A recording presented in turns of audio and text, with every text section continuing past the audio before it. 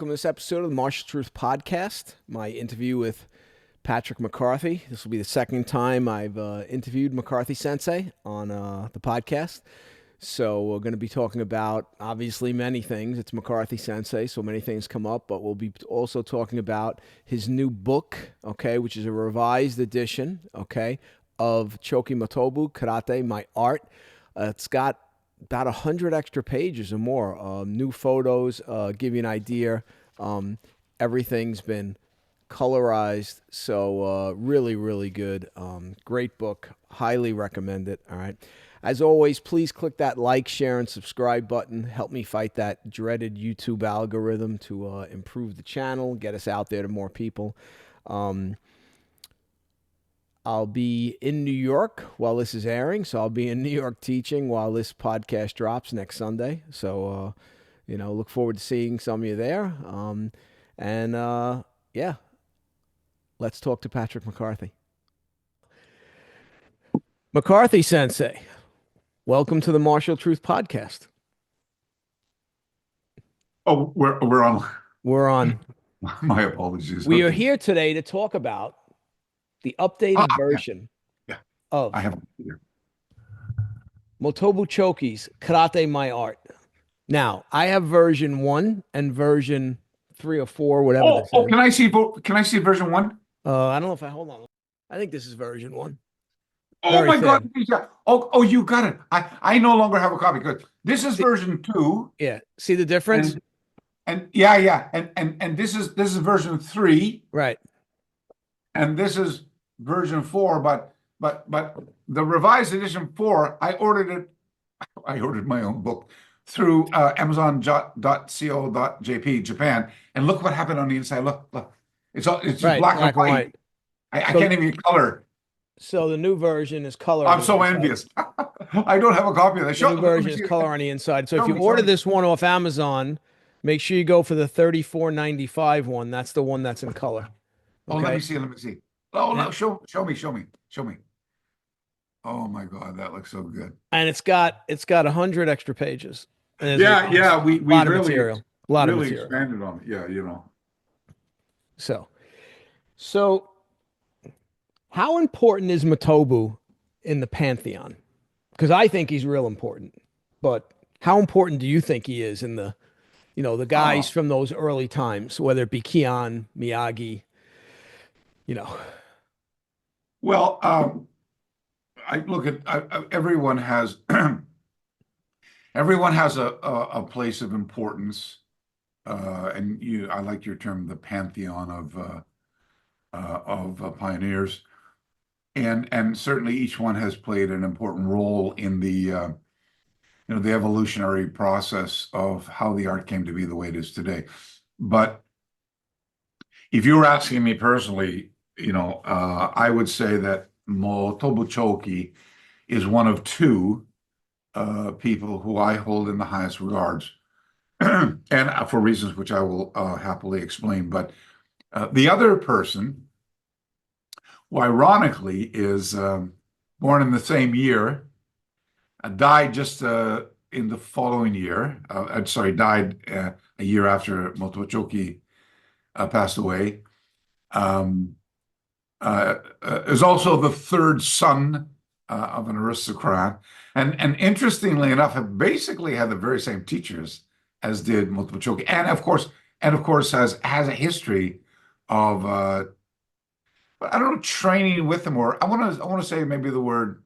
So I separate the learning from a pedagogical issue, learning from practicing and training. From my position, those are 3 different things. Right. They have 3 different sets of outcomes and 3 different sets of assessment criteria, but that's for another conversation. I want to say that they probably practice together, testing each other in various areas. And the last interesting part about the 2 of these gentlemen was they're both from the same bloodline, They're cousins. Right, Morinaga, right? Yeah, I'm speaking about Kanto Toku, by the way. So yeah, I think multiple choki, like Kyancho Toku, were in my opinion, two of the most, I don't know, maybe the word authentic is probably not right because that doesn't carry much. These days I see, especially here, the three things that are thrown around to create authenticity and control and leadership and authority is rank, uh, time in grade, and lineage. So, if I'm a high rank and I've been practicing for 50 years or whatever, my whole life, and I'm from this particular lineage, I'm a somebody. And the somebody then equates out to, because I'm the source, then I'm the person to come to see how it all works, how it all goes. And my challenging of the status quo, if you will, if you would call it under that heading, is questioning what I believe has become terribly overly ritualized, templated practices where the focus is on form rather than function, to the point where it's lost its functionality. What I say to a certain group is not worthy of listening to, because I'm not part of the. It doesn't matter that my teacher was Kinjō Hiroshi, and whose credentials are Right. impeccable, and Richard Kim before that, and then of course cross-trained and went out, and because of this passion for research in the field Well, before the keyboard. well, it's interesting too. The two people you're talking about, Motobu and Kion, also in a way cross-trained. I mean, they didn't each just train with one guy and only do that. Let They, everybody know that. Come on. yeah, they Supposed to train spend with 50 years with the one multiple guy. teachers. Right. They train with multiple teachers. Well, look at Um, look at Shimabuku Tatsuo, for example. I Same mean, I mean, thing. just off the top of my head, other than his own family in Right. his lineage, uh, Kyancho Toku, Motochoki, Miyagi Chojun, and Taira Shinken. I mean, there's four guys Right. just off the top of my head. Right. I'm not even an instrument stylist, but I mean, uh, and when you think about it for a moment, I don't know how.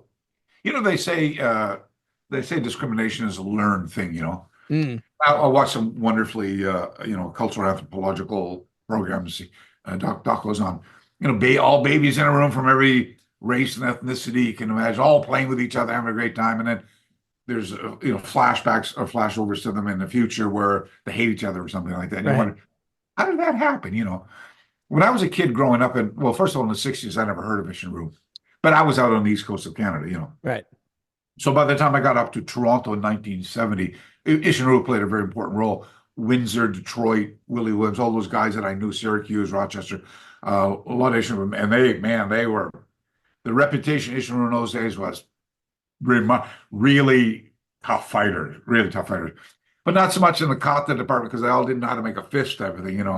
And there was a kind of a subtle discrimination against. And certainly not against their functionality, but against, that's not the real karate, type of thing. And now in my old age, especially now knowing what's what, I don't know how that reputation. Well, actually, I do know how the reputation came to be. It's because of the GI thing. Oh, you and I both know Right. that. But I mean, oh my gosh, I mean, talk about lineage. Gee, I mean, Shinbuku Tatsuo. I think that those are four saints. Right. Kensei, fifth Right. saints. I mean, Isshin-Ryu, which is sadly not terribly well represented here in Okinawa, outside of Shinbuku Kichiro and Mr. Uechi. Uh, Man, you guys should be on top of the mountain, for God's sakes, and especially your self-defense skills. It blows the rest of them out of the water. I mean, you guys, you guys still do knife defenses, and Yeah, I mean, you still do ground knife fighting. I mean, Tatsuo had a curriculum for knife fighting. Now, again, was it expansive? I mean, he taught the Marines, I think it hey, was 5 techniques, and then there was a handful of ground fighting he taught. But excuse me, like I mentioned this to a few sensei in Okinawa. I asked them, when's the last time you saw anybody do ground fighting on Okinawa? And they just gave me a blank stare. And I said, when's the last time you saw an Okinawan karate sensei teaching knife defense? And again, they just looked at me. And, they said, well, Okinawa is very safe. And my response to that was, well, are your students going to travel? Like, the rest of the world's not safe. I mean, there's places you can travel to that you might actually need that stuff. And what's our job So, as, so I learned a term when I was a kid. I've always been a great student of the English language, and although not formally, by the way, I was a high school dropout. But I learned a word, and usually, if I came into contact with somebody having a conversation, somebody said something, I say, "Gosh, sorry, what's that mean? I don't know what that means." It was called anyway. The word was ultra premontan, and I didn't know what it meant, so I looked it up because I'd been living in. I went out to Vancouver in 1979, right? right, And I had this conversation, and somebody said, "Oh, you're from the East, and you probably suffer from the ultra premontan problem." I said, "What the hell was that? And what's it got to do with what we're talking about now?" right, So, thanks for asking. Um, it means so. There's the Rocky Mountains separate the West from the East. Vancouver's on right. the other side, and that's an interesting phenomenon all on its own. There's a cool expression. We have relatively wet winters, not as cold as the rest of it. So the expression up in the Pacific Northwest is you never freeze in a winter, just rust, and that's because of this Gulf Stream and Right. Vancouver Island and the mountains. But anyway, ultra premontan kind of means this: people on one side of the mountain are separate. Sorry, people are divided by the mountain. So the people on either side of the mountain, they don't really know each other because the mountain in the middle type of thing. Right. So therefore, because they don't know each other, they listen to stories, or there's reputations and so on. And so, well, that's a whole dissertation on itself. The interesting part about speaking about areas outside from where you come is a very sensitive issue, and it's also largely what we might refer to today as a confirmation bias, where Okinawa is a tiny little place, and throughout the long history of, say, Japan and China,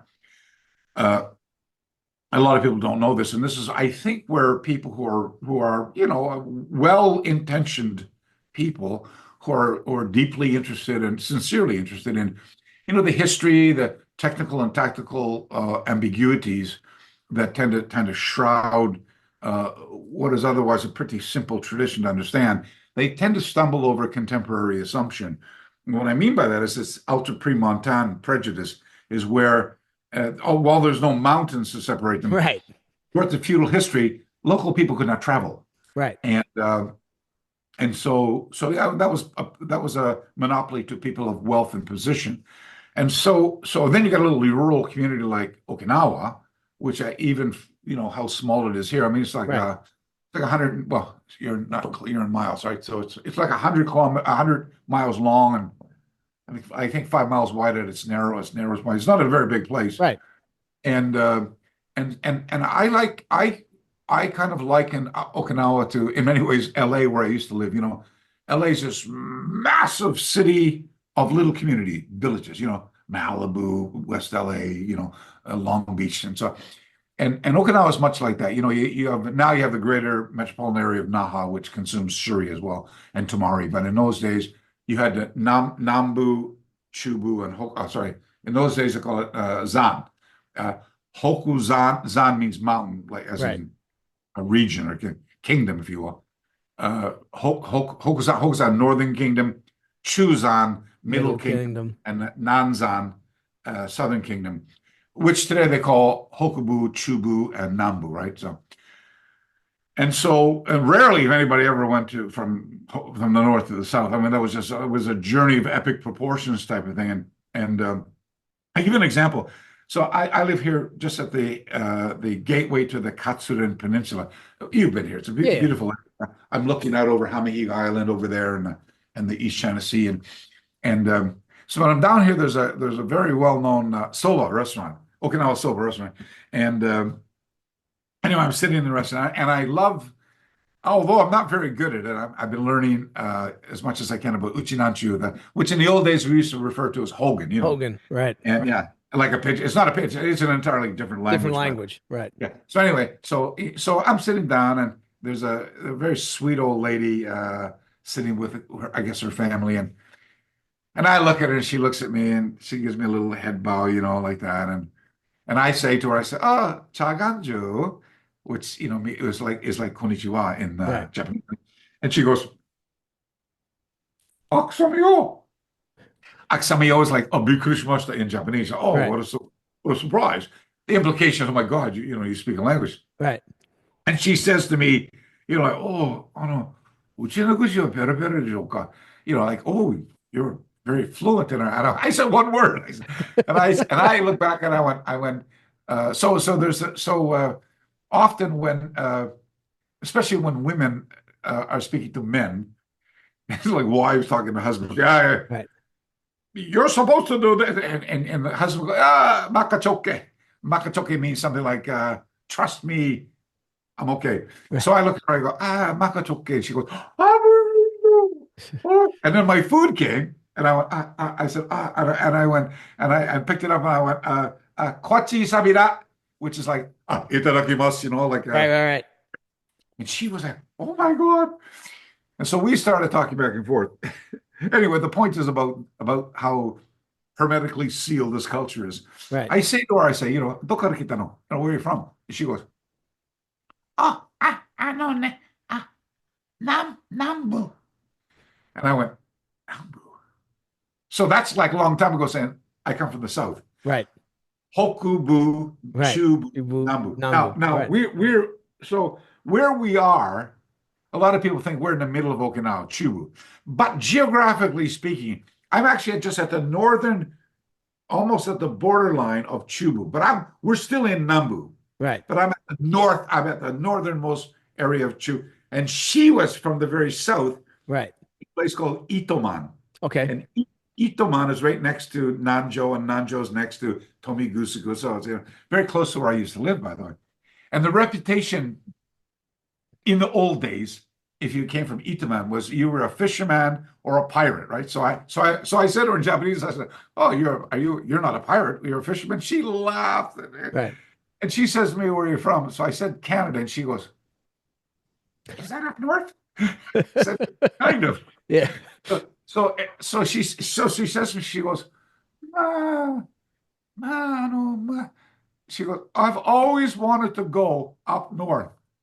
She's got to be in her 80s, right? Right. So she goes, "I've always wanted to go up north." So she's never even been on the. One day I want to go. And I went, and I said, "Oh, you'll love it. Don't worry. There's no pirates up there." But in my mind, I was saying, "Oh my gosh." Right. Here's a classic example. Yep. Of a little, and she was off of a farm somewhere right. down, some type of farm down in Itaman, and here's your little beautiful little gentle old lady who'd never been up north, and up north is like 30 miles, 40 miles away. Right. So with that type of mindset, and of course doing the research here and jumping into the books and what records are left of that have been blown to smithereens. You get the distinct impression that back during the day, there wasn't much travel between north and south and so on. So that when people say little central and localized stories and legends and the Okinawans are very spiritual people, by the way, and they believe in deities and they believe in little. I forgot what the name of that. So we have banyan trees here, and inside the banyan trees, there's a legend that the goblins steal children and pull them into the banyan tree. Yeah, the banyan tree. Yeah. I forgot what those kids are called off the top of my head, but anyway, so back to our conversation about who do I think their reputation back in the day before modern karate came on. These guys were. I mean, you've read my work now on Kyansho Toku, and just to put a cap on this part of our conversation. So it's the 21st century. I'm here in Okinawa, and I'm down at the my friend's bookstore here, Mr. Takeshi's old Furuhonya, old book book Right. place. And, he's very good friends with my teacher, Kinjō Hiroshi, and I've known him, I've known him since the 80s when I came here. Right. And, it was through him, as I explained in my Kanchoto book, that I got a copy of the Kan book.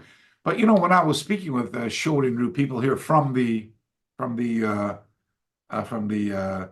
Kan lineage, they didn't know anything about the book. Right. And, Patrick, we know you're a researcher, but leave the serious stuff to the Okinawans, type of thing. And I went, and they went, Right. Right. and I mean, of course, Mr. Okama knows everything. He had a copy, and good friends of mine, friends who would become good friends of mine, Brian Arthur, Dan Smith. These guys knew all about the book, but the mainstream guy, no, absolutely nothing. And here I am, not even a Kan-based Shorin-ryu, arguably Shorin-ryu stylist, coming up with the book, and then looking in every nook and cranny and under every stone, and going places where I shouldn't have gone to find out what I needed to know. We come up with, thanks to our mutual friend Joe Swift, the articles that expose Kan Sensei trying to make him look bad for something that was perfectly legal back in the day. Right. So there's so much of that going on, that the point being that it's lip service, and oral kuden, we say kuden, oral tradition becomes highly suspect at the best of times, or self-serving, should I say, and subject to who's telling the story. One guy will tell you the story that the guy can walk on water. The other guy will tell you he's terrible, type of thing. So sorry, go ahead. Well, no, I was going to say, what was interesting is, within this updated version of the Motobu book, obviously you have a ton of photographs. I mean, great photos that I've never seen, right? But what's also interesting is the fact that we have photos of him doing the Hanshi kata. We have photos of him doing his two-man fighting drills that are clear. And then along with those photos, we have the written explanations, which are also pretty clear. So if you're looking to learn those or practice those, they're right here in black and white. I mean, um, so it's great that that stuff was preserved, because let's face it, we don't have a lot of stuff from that time period. Now we have the Kion booklet too, right? But we don't have that much stuff. I mean, we don't have anything. I haven't seen anything from Miyagi, right? Okay. Okay. So anyway, so for me, these books are very important. And, I do find it interesting that, these guys were getting together, because I don't think they were, I don't think they were so style specific. You know what I'm saying? Can I just interrupt for Sure. a second? Sorry. I'm working on this other project right now, and I got two other backed up before, after that. So my brain was just a little scattered. Sorry. It's actually in this book. So my apologies for interrupting. Okay. So there's the 1936 meeting. So when I first did this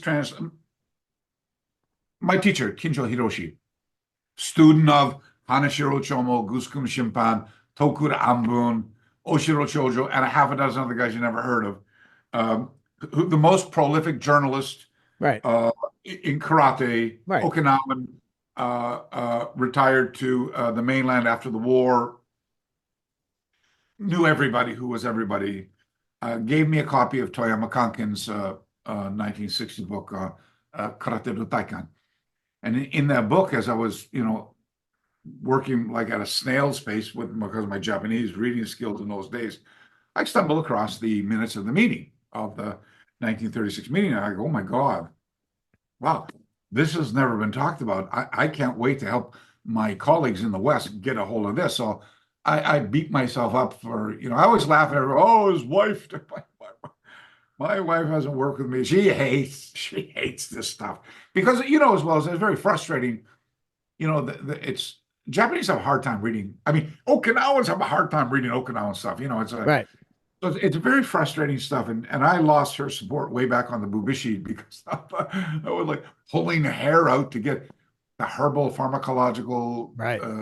terms, and anyway, so we're doing this work, and I put it all together, and I finally publish, and I call it. It was called by the way, it wasn't called the 1936 meeting of the Math. It was called the Roundtable Talks, Right. Roundtable Discussions, and it was a series of articles that was in the Rukyu Shimpo in 1936. So it became known as the 1936 meeting of the Math. So Right. that was my title, Right. but Rukyu Shimpo calls it Roundtable Discussion. Right? Now, the minutes that come out of the book, I thought at the time that was it. 25 years later, I'm still thinking that's it. A couple of years ago, having a chat with my dear friend and senior advisor in our organization, Joe Swift, he goes, "Oh, you haven't seen the other articles?" And I went, I love it when he does that, right? Right. I'm like a kid in the candy store. I go, "Oh my God, what?" He goes, "Yeah, yeah." He said, "I was looking for something else. I stumbled across these, how we usually find things Right. that we're not expecting." And he goes, "Yeah." And he says, "I wrote," he says, "Fine." He said, let me see if I get this straight. Interestingly enough, when I wrote to them as an individual, they wouldn't send me the archives from the library. When I wrote to them, he's teaching karate in the university Right. now. He's a meteorologist, but he teaches karate part-time in the university. Right. When he wrote to them on a university letterhead, they sent it to him right away. And it was these, there's like 30, I got about 30 things, and there's Higona Kamitsuke's Rukyu Shimpa articles from writing about his karate in Hawaii. There's Motobu Choki, 3 more Rukyu Shimpa articles from the 1936 meeting of the masters that have never been introduced, until I found out that my friend Motobu Naoki on the mainland, who's the grandson of Motobu Choki, he had done a translation, I think in 2013. That's on his, but in fact, I think it's in Japanese, on his one of his online websites. He's got a few now. I get a little bit moved. I think it's on the Motobu Ryu one. Okay. And then there was the Miyagi Chojin 3 extra articles that have never seen the light of day before. They'd never been translated or introduced in the Western world. And I am really, and so by the way, Sensei Swift was kind enough to send those will be on page. Those will be on page 213 of. Yeah, I got them right here. Yeah, good. So there'll be. Here's the colorized version. They look so much better. My God, I'm so envious. You have a copy of my book before me. That's all. So yeah. So those are the 2 articles by. Now they're short, but nonetheless, new stuff never made it into the Western before. And I said to Joe, "You're Kojiru. You do it." He goes, he says to McCarthy, "Those belong in that book." He said that they are, So first of all, kudos and credit to Sensei Swift. Had it not been for him, I would have never seen these or known about them. So full credit to him. But I did the translation. And another reason to buy the book. Oh, no, So, listen, there's a ton of new stuff in here. I'm about 3/4 of the way through. And again, for someone, if you do Ishinryu, if you do Shorinryu, now Goju-ryu, because the Miyagi articles, I mean, these are must-have books. The Kion book. I also did a big section on Yamada Tatsuo, right. Who was a student of Motobu Choki in the early days. He served as his partner in 1926 Okinawa Kempo Kumite Den about. But can I just wrap up on these 2 on Kyan and Motobu, by the way. So and I've certainly been criticized more than enough for daring to think the way I do, and then having a platform upon which to say what I think and what I care about and what I don't care about. Um, and you know, and from having questioned or challenged the status quo, you know, I've certainly had to pay the price for that. But I don't have any problem sleeping at night. That's for sure. Um, I just, you know, back in the late '80s, I established this foundation theory called what I'm looking for. There had to be some the common thread that weaves together the fabric of all fighting arts. Of course, there is. It's a contextual premise. I mean, Right. how simple as that. What is the contextual premise? Because I'm trying to separate, you know, war, like military warfare, in weapons and the melee, from, you know, from domestic civil violence, and the, you know, the paths cross each other all over the place, you Right. know, because the end result is our mortality, you know. And I'm thinking, and you know, and I love cross studies and cross training. You know, I mean, come on, I've been doing that since the '70s, by the way. You know, in every art you can possibly imagine, and then coming into contact with a lot of the most senior authorities of those traditions to get a, you know, bird's eye view of what we're doing here. But it was guys, it was my, you know, in coming into contact with the HEMA guys and studying the works of Hans Stellhofer and Nicholas Better and the fight books, you know, the fight books of the years, which I've been known for 30 years. And you find this central theme. I mean, they're either grabbing you or you're grabbing them to, if you throw joint lock, pressure point takedown, strangulation, throw, grappling, ground, whatever it happens to be, or you're striking it. That's percussive impact. It has to do with motion. So in my little brain, I figured motion is the acceleration of one of the tools of the human body hitting the geography of a real estate of another body. And why that didn't hurt is because there's no acceleration. So you need the biomechanics. So I said, let's turn our attention to science for a moment if we can, because at least we'll be speaking in a non-biased language of the world, so to speak. So I always formed this belief that bringing science and the art together, this is where that transformative pathway is created, upon which it depends how far down you get before it becomes evident that the destination is not the real goal. It's the journey and the company in which you come into contact with. Right. Because each experience or each encounter, whether indelible or not, creates the experience that you form the deductions based on the abstract. And I thought, oh, those are acts of physical violence that are inherent or habitual in human nature. And it was that, and then of course the two-person theory that Right. follow it, you know, with the passive resistance to an exponential investment of aggressive resistance to test the veracity until you achieve functionality. That was simple. I mean, in retrospect, looking back, it's so simple. At the time, it was you're blinded by indoctrination and essentially pissed off. You go to another dojo, and so I get this working theory that it's two-person drills. I mean, because without the two persons, how can you reenact that which you're supposed to overcome? And so all of this in motion, and then of course I built. I didn't get that. Could you try again? Sorry, my Siri's turned on. Shut up. Go to sleep. And I can't sleep, but I enjoy a good bedtime story. Thank you. Go to sleep, please. I take a little nap anytime you say goodbye. Apple Mac, man, like that. We love you.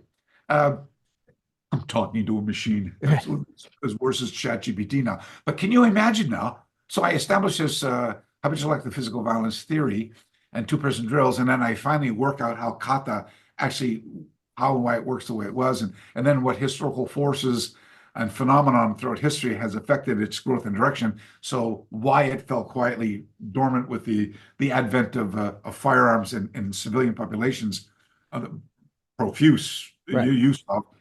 And then, you know, I'm happily pursuing karate for, you know, people here pursuing for cultural recreation, Right. the sport. It's a big business in the West and so on. And commercial exploitation here is karate tourism. But still, I think back and I go, it's Kyan and it's Motobu, who their practices were never adulterated. They never, as much as Choki wanted to become part of the modern, they ostracized him. They did everything they could to silence him, so the other people could carry on with their sport, cultural recreation. Well, look at his relationship with Funakoshi, which is in the book, right? Well, that was largely due to a couple of things. I think the most famous of all those stories with Otsuka Hironori, who was, the cohort of Konishi Yasuhiro. These guys are born a year apart and died a year apart at 90 years old. And in my opinion, from my perspective, these two guys were the masterminds and the real pioneers behind modern karate, who had both trained with Funakoshi and, of course, Mabuni, Moto, and Miyagi and people like that. So, but what's happened is, well, I have based my study of these old ways and then trying to come up with a name, in 1993 when I started teaching seminars. Thank you, Terry O'Neill. He was the first guy who took a chance and invited me to England to teach. I was still living in Japan, and I was so nervous on that, But anyway, jump ahead 30 some odd years and 1,000 seminars, 50 countries later, you learn a few things along the way. And I had no idea that what I was teaching would become a movement, so to speak. And in '88, when I created our association, a little group of people, it was because of my experience at the Budo University in Japan. And every March, we had what we call a international Budo symposium, where foreign residents in Japan, if they study the fighting arts, could come together at the university. And it was funded by the Nippon Budokan and hosted by the university. So all of the leading teachers of their styles, Kendo, Judo, Aikido, Sumo, Naginata, would come together, and we could, use the residents' apartments to sleep in, and 2-3-2 apartment type of thing. And all the meals were provided for, and all the training, all the lectures, all the free time, all socializing, all the beer, and then there was like a wild card. Every year we would host a special person. One year we had the head of Jigen Ryu swordsmanship, for example, Togo Sensei, and then whose great ancestor created Jigen Ryu, by the way. Right. And then another year we had the Yagyu from Yagyu Shinkagiru swordsmanship, whose great ancestor created. Right. And Yagyu Shinkagiru was the sword style of the Tokugawa family. One year we had Uehara Seikichi. Another year but as a rule, the karate guy was always Kanazawa Hirokazu, and he was the base teacher, and the judo guy was the Olympic coach, and so on. And I had been a part of Don Drager's group way back in the 70s, and when he passed away, his senior guys, Hunter Armstrong, Phil Relnick, Mike Scoss, Liam Healy, all these guys formed a new group called JMAS, Japan Martial Arts Society, and I, of course, became a part. I think my membership number was like 26, and I was asked if I would be the admin for the group.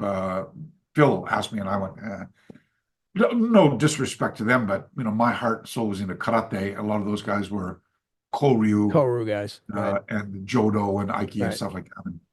And so, but there was a small handful of us who said, And so I thought, international, we're international. We're all from different styles.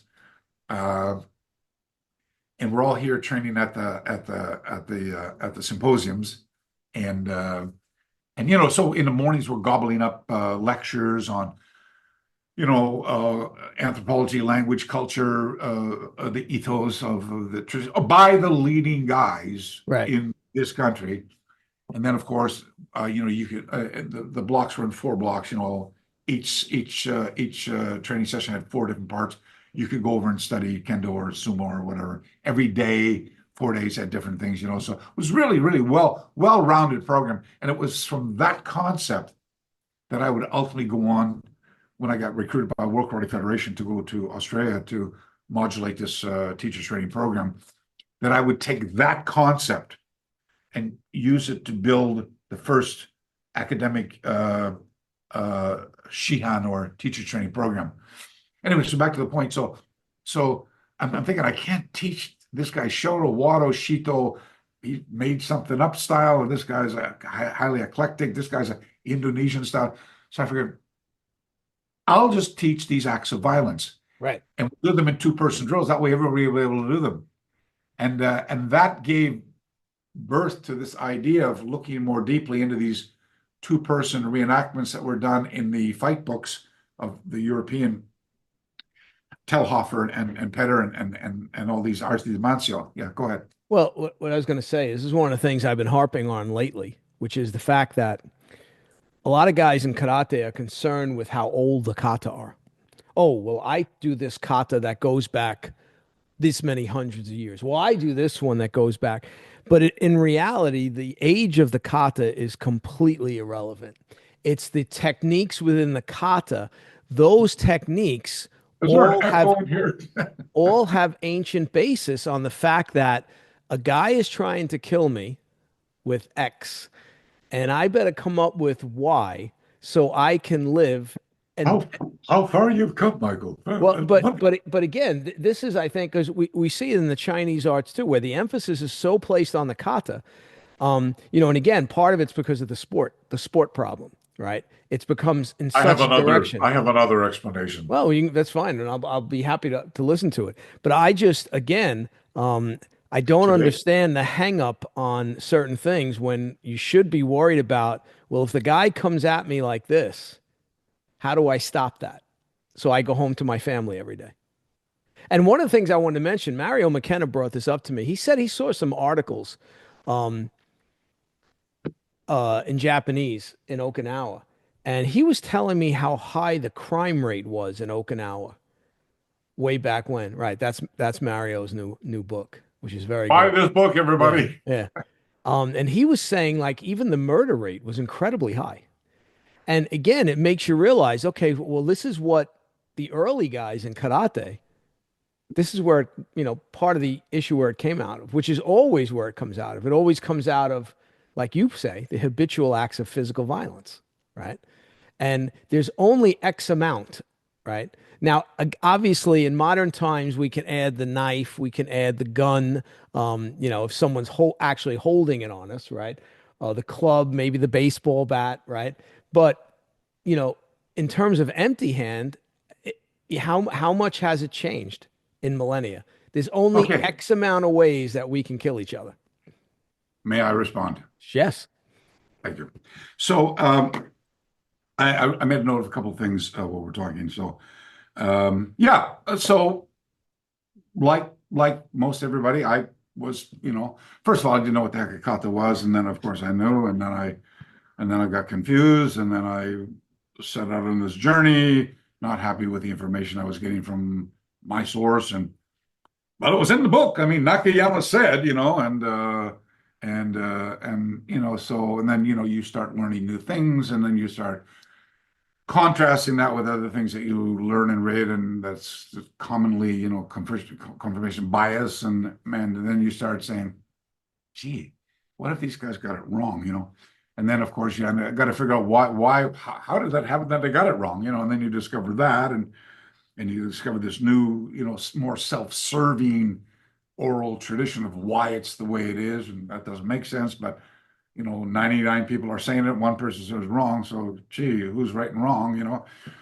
And so, I had this discussion with you a few times ago where I told you my theory, which has not been written about yet, and about the mid 19th century and the proliferation of firearms in China, and I told that whole story. So, and I will write about that in my 3 more books to come, by the way. But we want to talk about. So when I used to lecture, and I'm sorry that I'm going down this road, but please hear me out. It's you can delete it if you think it's of no value. But so as I say, John Halpin was the president of the Australian Karate Federation. Sorry, he was the he was the treasurer for the World Karate Federation under Antonio Espinosa, and he was the one who recruited me to take this job in Australia back in 1995. That's another story for another time, but it took me 2 years to modulate this undergraduate program, and finally I did, and they asked me to stay on to deliver it. And there were 22 subjects in the course. That's another story for another time, but I was responsible for 2 subjects. Martial Arts Foundation, which dealt largely with the anthropology, culture, ethos, language, everything about the philosophical, pedagogical side of the fighting arts, and then, of course, the martial art technique, the science of it, right? And so in the anthropology department, when I would say semester 1, class 1, welcome to Martial Art Foundation 101, I would start, this was the template, because I said, they say, Doctor, you got to cite the sources for your pleasures, right? So Dr. Stephen Fabian described the fighting arts as Japanese fighting arts, as a microcosm of the culture from which it comes, a miniature representation of the social values, ethics, la, la, la, la, la. So the point there being that because the fighting arts are a miniature representation of the culture from which it comes, it would pay some dividends and to learn more about the culture. Conversely, the more you learn about the art, so to learn about the culture and vice versa. So I said, we today are going to learn something about the art from which the culture from which this art comes. And I said, in a nutshell, I said, modern Japanese culture is based upon a millennium of male-dominated, homogeneous, extremely discriminatory culture of conformity. And the mechanism used in the culture, this cultural phenomenon that's used to make sure that no one breaks outside that box, is called the senpai-kohai system. It's called the system of imitative behavior, where the junior imitates the ways of the senior, and the senior imitates the ways of the teacher. And because it's Confucian-based culture, where the first tenet is, Confucian-based culture, Confucianism, filial piety, the ancestor worship, is there's no question of authority. And because there's no questioning of authority, and there's this mechanism in place, you can't go outside it. And inside that mechanism, there's a caveat that in Japanese is described as a deru kugi wa utareru. A kugi means nail, which is kind of a modern reinterpretation of the older koto waza, which is deru kui wa utareru. Kui means peg, because the Japanese didn't use nails back then. Right. Wonderful, masterful construction. It's amazing. Right. And so anyway, so the point being this is, what that means is that a protruding nail ultimately gets pounded down, you see? Right. And if the nail comes up, they're pounded down again. But metaphorically speaking, in Japanese culture, what that means is that if you are one of those people who keep questioning or challenging the status quo, or doing something that reflects upon you. Let me put this in right. That you keep doing something or behaving in a manner that is more individualistic, right, as opposed to group conformist, right. You are told what did Schopenhauer say in his 3 stages of truth? You will be ridiculed, then you'll be opposed, before the self-evidency becomes a reality. And that's exactly what happens. And in those days, being ostracized was, they say murahachi. The old term is murahachibu. Mura is like a village, and right. You're cast out. That means your family, just literally. I mean, it's like an execution sentence, So when I would explain that, the odd person would say, "Oh, you're just McCarthy doesn't like the Japanese." I'd say, "Look at," and I would have to go back to the drawing board and say, "These are not my words. These are the words of." And I used to have this long list of cultural anthropologists, starting with Ruth Benedict, Edwin Reischauer, Joe Campbell. I mean, all these wonderful cultural anthropologists who would write about Japanese culture, Boy Lafayette, Demented, people like this, who explained, no, this is it. And look at, I mean, and if you want to talk about discriminatory, I'm a Canadian by birth, so I can tell you all kinds of things about Canada that's the same. But the point is this, is that knowing these things about Japanese culture, when you study Buddha, you go, oh my God, no. You have all these little epiphanies. I call them blinding flashes of the obvious, BFOs. But you go, oh my God, oh my God, oh my God, right? So let me go back to your point about why the old, why this. So if something's been handed down in a traditional manner inside this culture, my friend, that's the way it's always been. Now, do you know the story about the five monkeys social experiment? No, five monkeys. I'm not sure.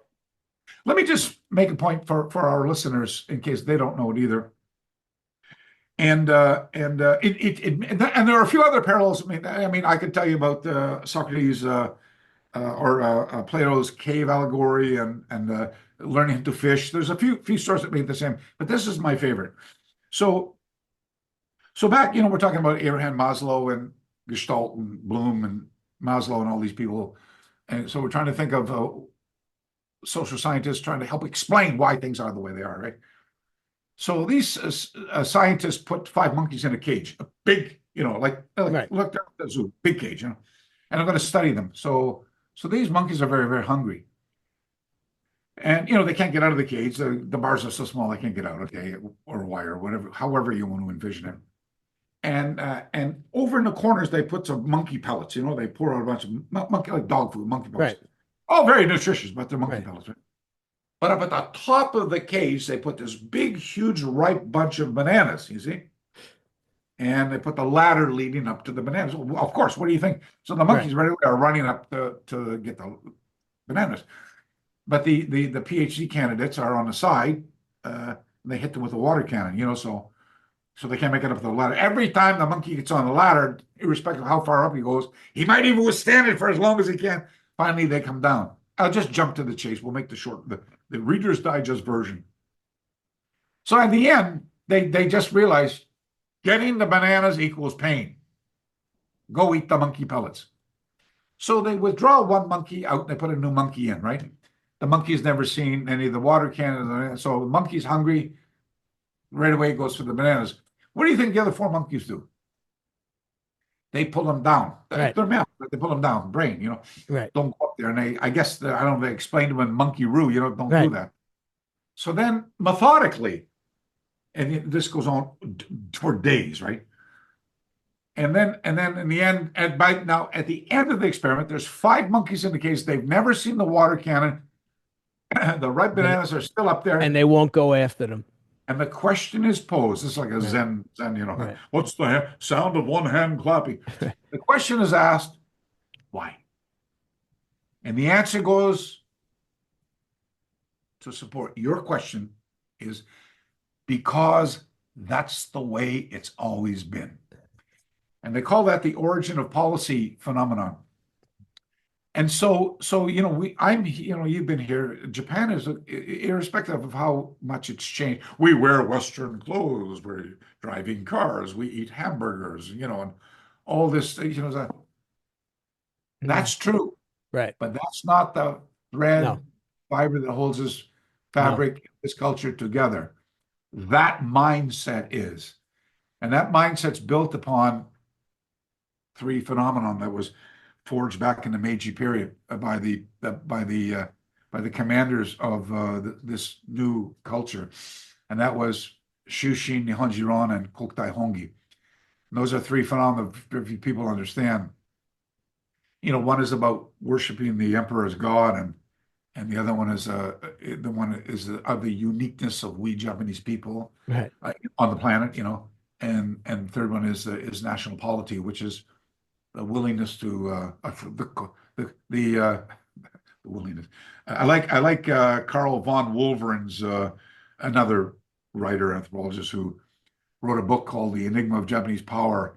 A book was banned in Japan, by the way. And I think I believe that my recollection, page 243, paragraph 3, where he says, they talk about wa. Wa is Right. Japanese peace and harmony, wa, and which is more of a governmental propaganda-based manipulative to place personal desire behind communal tranquility, so that being like everybody else, right, and not the yardstick that we foreigners use to measure our character, which is individualism, right. and a dirty thing, a not to be desired thing in this culture. And that's why the old kata can never be changed mentality exists. But you're 100% right. Kata is little more than a collection of templated, timeless way. I mean, come on. I say 5 ancient machines and the theory of motion. Those are the only 6 things you got to concern yourself with, because how you manipulate a limb is a category of 1 of 3 levers, Right. And how you hit somebody has to do with the theory of motion and the configuration of the skeletal structure. And you wouldn't take your fist and bang somebody in the forehead. I mean, that's why people get their hands broken. This is knowledge. This is timeless knowledge, which is, and that's, going back to the point about, people say, you can't learn those things out of a book. Go tell the HEMA people that in Europe who've recreated how swordsmanship worked back in the 15th century. Right. These guys are masterful. They're just incredible. And so Motobu Choki and can you get, and no disrespect, I'm just, it's like a scientist, when they discover something new, they have an obligation to society to explain what it is they learn, and that is the same as a historian. You discover something from history. My responsibility. It doesn't matter if somebody doesn't like it or not. Right. The 2-person drills are the fighting art. And Kian, we now see he's doing the same drills as Motobu Choki, for God's sakes. So not only do they have all these other things in common, they're doing the same thing. And they called it Okinawan Kempo, by the way, as well, on top of that, which is ironic because all of us historians, if before my Motobu Choki research began, if you said, Patrick, who started Okinawan Kempo? I said, Nakamura Shigeru. Right. Yeah, Nakamura Shigeru. He's and he is the guy who coined the term Okinawan Kempo. But obviously, just a minute, here, 50 years before, right, or 2 generations before, is a guy, 1932. Keep in mind that Motobu Choki's second book, his first book is in 26, second book is in 32. But now we see that Kian's book was also in 1932, and he used the term Okinawan Kempo. Right. So come on, I'm not a rocket scientist, but if it has feathers, quacks, and flies, it's a duck, right? Well, again, Okinawan Kempo is like a catch-all, meaning like it's not being like generic term, yeah. Right. It's just a term. And on the culture thing, I always find it funny, right? Someone will knock a culture, or someone will talk about a culture, and they'll say, well, that's negative the way you, and it's not negative. It's the culture. So it doesn't have to be that I have to like it, that you have to like it. If that's the way it is, that's the way it is. I can respect that culture, even though I may not like certain elements of it. The same way I know for a fact the Japanese don't like certain elements of Western culture. I mean, again, there's nothing wrong with that. There's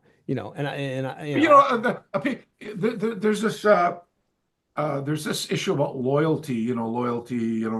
Like, for example, you're American, I'm Canadian. Right. We both grow up with. I think we're still both. We're judging by the way the joke in Canada is that the way the world is round and the 49th parallel dips down, and so you drew a line straight across.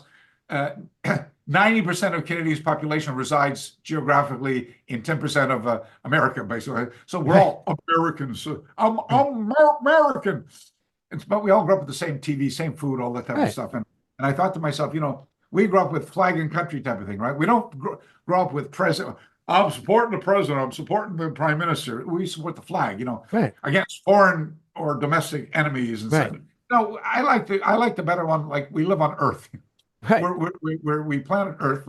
We're against, and who knows in the millennium to come, we're part of that solar system, you know. Right. You don't, right. We don't know. Here's the point: is I found that people evidently, you know, I'm with this style. I'm Taekwondo, or are you WTF or IT? It's like Hapkido, Chitakwan, Tangshido, Kuksilwan. Which style are you? You know, which Goju are you? You know, Right. and Right. everybody gets so loyal to the teacher. And I remember when I was studying there are three parts of Matsumura Sōkon's work that caught my interest. 2 pages to an introductory thing that are in the 1938 Nakazone Genwa's work, just above the photographs of Hanashiro Chômo, my teacher's teachers, right. 1905 publication, where they use a term for empty hands. Then there's the 1882 7 precepts of Bu, or martial arts. And then there's this 1885 at 76 years old, where he wrote this Zayu no Mi, right? So these 3 works, I got to thinking when I was doing a comparative analysis on them, and then wanting to write about them again. Oh, do you remember way back in the late 80s, early 90s, I made these big, huge posters of Itosu Ankō and Bushimasu. Yes. Yeah. So around that time, and that's where I came up with this idea. Oh, so we formed this little group, International Ryukyu Karate, because that we're doing karate. Research is because if we knew what we were doing, it wouldn't be called research in the first place. So research. And I didn't want to be an organization or association. I had it up to here with the politics and the bullshit. So I said, let's have a little society. Just like-minded people coming together in pursuit of common goals. It's a roundtable type thing, right? And so I thought, yeah, that's a great thing. And then I was looking for a motto. And a colleague of mine who we'd met through Professor Wally J. He was from Norway. I'm a Canadian. We're living in Japan. His name is Ari Larson from Norway. He would become a ordained. Oh yeah, you know him from Sugino. Yeah. So he would become an ordained Buddhist monk. Yeah. Our symbol, my little Ari did. Right. He's the small commander for it. Right. One would be the kisaki, the tip of the warrior's blade. Right. The other point on the bottom would be the fude saki, the tip of the scholar's brush. Right. Boom, boom, you know. I thought that's what I need to help describe what I'm doing, because I've lost sight of styles. Right. And then I said, but I need a motto. I need a slogan.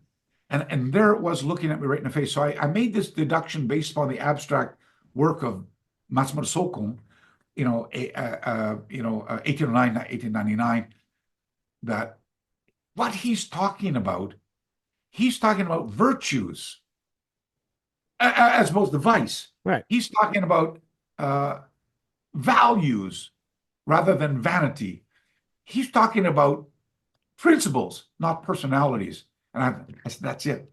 I said, so let's make a little motto. And I said, okay, so I'm going to use that as the symbol of what McCarthy's, where McCarthy's come to on this journey, and not styles, that, because we're all doing the same thing, really, albeit at different perspectives. Right.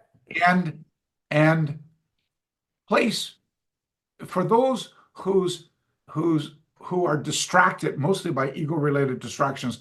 Let humility serve to remind you that it pays more dividends to place virtue before vice, values ahead of vanity, and principles ahead of personalities. And therein lies the pursuit. And as soon as that light came on, everywhere I looked, that's what all these pioneers were talking about. Right. They were talking about don't follow the ways of somebody who doesn't know what they're talking about, or somebody who's holding them. I got the secrets in them. If Miyagi Chojin knew what was going on today, I'm 100% sure he'd roll over in a grave, Right. And every generation, quoting Joseph Campbell, out of and he wrote 60 books, but my favorite was A Hero with 1,000 Faces. Right. Odd in every culture. And he explored the anthropology of different cultures, especially in the transitory part from adolescence into adulthood, the pain and the marked presence that you went through to accomplish that. He said it best, and I thought, yeah, that's what you got to get away from, because I try to get through to folks, and I'm too wrapped. No, it was it's that, oh, no, it's that way, not that way, or it's that way, not that way. I can't get through to these guys. I used to teach seminars, and I would go, how can I change the mindset? So I used to think of all kinds of things. Boy, I'll tell you, I should come back and send you a few of my things that I used to call in my little lectures about how to think outside the box and how to join these numbers together. But one of my favorites was, I used to actually physically do this at seminars because everybody, my style is better than yours type of thing. I'd get a group of people together, usually the ones who talk the most at the seminars, or while the seminar was going on, maybe off in a corner teaching their own little seminar to, Right. and they, as incompetent as they were, Right. and I would just shake my head and say, forgive them, Lord, they know not what they Right. do. Right. And I just say, okay, look, I'll take these guys as the guinea pigs, and I get another guy as the central guinea pig, and I would blindfold the guinea pig, and I have somebody come up. I'd say, look, the guy's going to give you a little punch on the chest, flex your muscles. You're going to get, not going to hurt you, but you take a punch. Here's a kick. Guy chokes him. Got a lapel joke or a guillotine or something like that. I sat them all down. In other words, I'd have them demonstrate being seized or being impacted. That's the only two physical phenomena. And then, because one style is better than another, let's not kid ourselves, okay? Acme Roo is better than all the rest of them. Right. I would say, okay, are you okay? You didn't? No, I'm fine. Okay. I have a question. There were 7 guys or 5 guys or 3, whatever it was, who did something. Now I said, could you tell me what style hit you first? Right. Right. What style third? I was just like, and I say, why don't we focus our attention on things that we can quantify, and if for the lack of a better term, just work backwards from that to make the deductions to find out where the hell we are on the totem pole, And the end result was some people go, "Thank you very much." Right. Other people go, "He's fucking crazy," Right. And kind of last one strike. Just I'm in Europe, Germany, teaching a seminar, and they'd asked me to come to do throws, to do nagewaza, and I was just a little out of the box for me. I mean, don't get me wrong, I've got 55 throws I teach in one drill, by the way, but all linked back to kata type of thing, right? And like eliminate the second person, look at the whole, you say, oh, that's this, and so there was one group came, there was like 7 or 8 guys from this one Shotokan group, there's like 100 people there.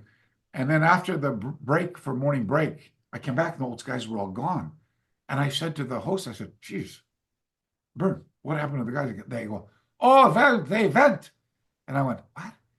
He goes, I'm very sorry. They were not angry. I went, angry? Well, what? He goes, well, he said to me, we didn't come to karate seminar to learn judo. And I said, right away I said, didn't you give them the photocopies that are supposed to be for everybody in the seminar today from Funagoshi? They're all Shotokan, by the way. Right. I said that has Funagoshi actually doing the throws. The 7 throws. And he goes, right. I gave them, but I don't think they looked at it. Now, just jump ahead a year. The guy would ultimately write back to me and apologize for leaving. He's still with us today. He and his whole group. But just see what I mean about mentality, right? I can't look out there because I'm not allowed to. Well, it's funny, right? So we have Tatsuo Shimabuku on video doing a series of Goshinwaza techniques with Steve Armstrong, which just the video itself is funny because Steve Armstrong is like 7 feet tall. I love him. He was a very good friend of mine. Like 5 feet 2, right? Yeah. And you watch the video and Tatsuo does joint throws on Steve Armstrong, hip throw on Steve Armstrong. He does joint locks. He does striking techniques. He does the bear hug, grab the testicle. He does right. Which you see Keon doing his thing. You see Motobu doing his thing. I did the comparative analysis with the Bubishi. Right. So again, right, all these things obviously existed in karate. It's just that people chose not to do them anymore. For whatever reason that is. Well, I know the reason. I know the reason. Or whatever, right? Am I allowed to say? Sure. Or have I said it before already? I can't remember. We talked so much. It was so nice to have you here for all a week. We had such a great time. But yeah, no. So I'll just wrap it up quickly. So we've already set the standard for what a conformist-based culture is like, and you know that. Right. And what the ramifications are for getting outside that box, by the way, as Right. well. And so I'll make one little quote first. You know, my teacher was Okinawan, Kinjō Hiroshi, and 1919 to 2013, and very highly respected historian. Knew everybody. Oh, by the way, Mario did the book with great. Love Mario, highly respected researcher, writer, author. But he was thinking there's only one of these. Sorry, there's a whole pile of stuff on my desk here. Oh gosh, look, there's two. And they never. And these publications are dated. Volume 1's dated 1947. Okay. With my teacher on the cover, by the way. Right. And Volume 2, which is the following year, 1948, has Konishi Yasuhiro and Mabuni Kenma on the cover. Okay. So these are all books they're all publications. So I will be doing these. I might even send them to Mario. I don't know. But these need to be. These will be. Will help revolutionize the way we think about certain things as well. So the point being this is when we look at this flow, we think, okay, look at these templated, timeless, highly functional, practical application templates against acts of violence that are habitual human nature could not have passed the test of time unless they were functional. And like I wanted to make the quote about Joseph Campbell, and I just use his quote because it's so simplistic, and his words just jumped off the page when I was studying his work in my early years of research. He said, every generation produced a type of person who let's call them an innovative mind, who in an effort to keep their tradition a living experience for the community it serves, find reason with which to reinterpret the common principles upon which it rests. So despite the lip service of this is better than that, it's really just more innovative ways of doing the very same thing. Right. It's like, look at the Olympic Games today compared to the Olympic Games of 50 years ago. So the point being this is the act of violence, that doesn't change. The mechanics and the principles that support these mechanics of movement and the 5-inch machines, they never change. They're immutable. Chalk it up to Archimedes or Newton, if you will. But the process through which we struggle through the clinch, the ground, the stand-up, or whatever, and I say the fight the dog in a fight. I mean, are you, and this is not discriminatory. It's just, I mean, if you're female or male or a child or a intellectually challenged or alpha, right. Everybody's going to negotiate the same thing differently, set of circumstances. I mean, I'm sitting here typing, I get cold cock in the back of the head. I'm not going to deal with that the same way as I was standing facing you, prepared for this act.